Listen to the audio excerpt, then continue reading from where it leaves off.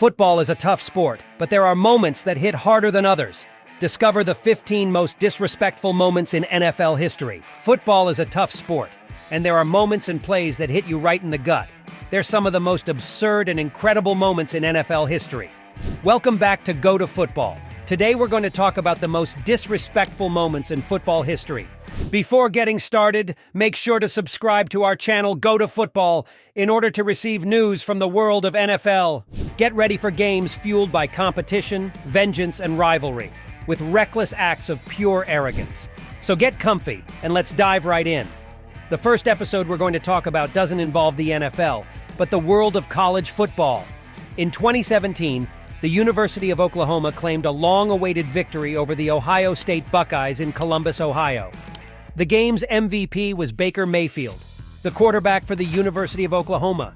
How did he celebrate the win? Well, Mayfield found the perfect way. He borrowed a flag, ran to the center of the field, and planted the Oklahoma flag right in the center of the Ohio State logo. What a move. Well, after discussing those promising college players, let's get back to the NFL and talk about Deshaun Jackson, who played for the Philadelphia Eagles at the time. During a game against the Dallas Cowboys, Jackson sprinted towards the end zone, but with total disrespect for his opponents, he let go of the ball just before crossing the goal line and broke out into a graceful dance with celebratory motions. The history of the NFL is filled with quiet celebrations as players sprint towards the end zone, but some are more memorable than others, as was the case with Deshaun Jackson.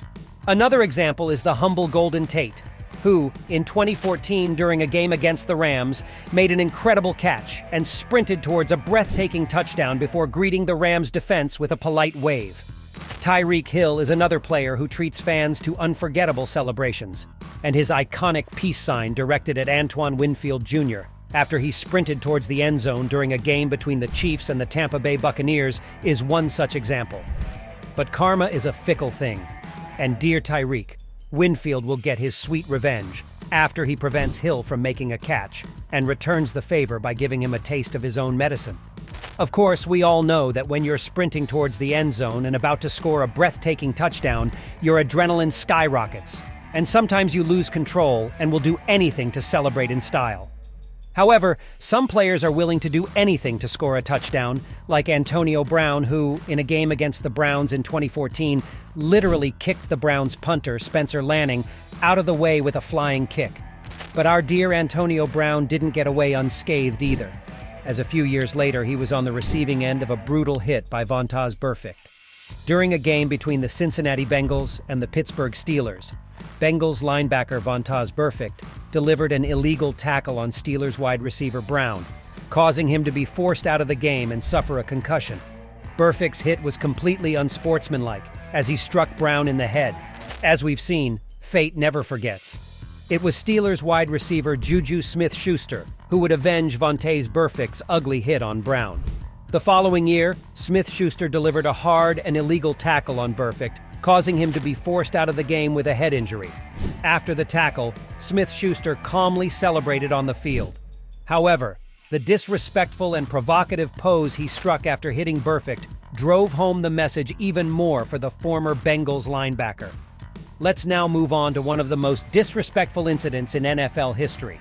In 2011, Ndamukong Suh, then a defensive tackle for the Detroit Lions, was suspended for 2 games without pay for stomping on a Green Bay Packers player. During a Thanksgiving Day game, after being taken down by Packers player Evan Dietrich Smith, Suh first pushed his head onto the ground and then repeatedly stomped on him. Happy Thanksgiving, sir! Suh's incident reminds us of another similar incident that happened a few years earlier involving Albert Haynesworth. In 2006, during a game between the Tennessee Titans and the Dallas Cowboys, Titans defensive tackle Haynesworth repeatedly stomped on the head of Cowboys center Andre Gurode while he was on the ground, causing Gurode to suffer facial injuries. The act was immediately condemned, resulting in Haynesworth being suspended for 5 games by the NFL commissioner for his violent action, making him one of the players with the longest suspension for on-field violence in NFL history. Another egregious incident where respect was completely absent involved then Denver Broncos linebacker Bill Romanowski. In 1997, during a game between the San Francisco 49ers and the Denver Broncos, Romanowski spit in the face of 49ers receiver J.J. Stokes during a play. The action was caught on camera and caused outrage among fans and media, who considered it a violent and vandalizing behavior. Romanowski later publicly apologized to the player and the team. The NFL also considered suspending Romanowski for several games, but ultimately decided not to do so. On the other hand, Richard Sherman publicly made things clear about Michael Crabtree. During the NFC Championship, Sherman prevented Crabtree from making a reception in the end zone and subsequently scoring a touchdown, giving the Seahawks the victory. Sherman first chased after Crabtree with the intention of provocatively shaking his hand and then made things clear in front of the cameras, asserting that he was the best cornerback in the league and engaging in some calm trash-talking towards Crabtree. What a delicacy, Richard. Pure competitiveness. Poor Crabtree is also the protagonist of the next episode, when during a game between the Denver Broncos and the Oakland Raiders in 2016, Talib, with total disdain, grabbed and ripped off the gold chain that Crabtree was wearing around his neck. Talib, not satisfied, repeated the same gesture the following year. But this time, Crabtree didn't take the provocative gesture from the Broncos cornerback lying down, and the two sparked a fight on the field. But how beautiful must Michael Crabtree's necklaces be? And now we move on to two of the most incredible and disrespectful moments in NFL history. The first involves Randy Moss. It's the 2005 playoffs, and the Green Bay Packers and Minnesota Vikings are facing off at Lambeau Field.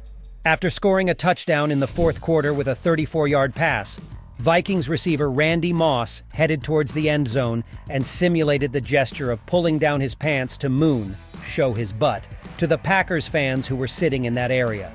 Moss later claimed in an interview that his gesture was a logical consequence of the unsportsmanlike behavior of the opposing fans. It doesn't make a dent, right? And finally, one of the most discussed gestures of all time. It's the 2000s, and the San Francisco 49ers and the Dallas Cowboys are facing each other.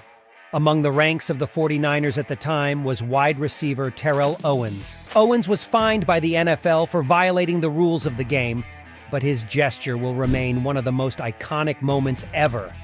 And with that, folks, Owens' restrained celebration ends our ranking of the most disrespectful moments in NFL history.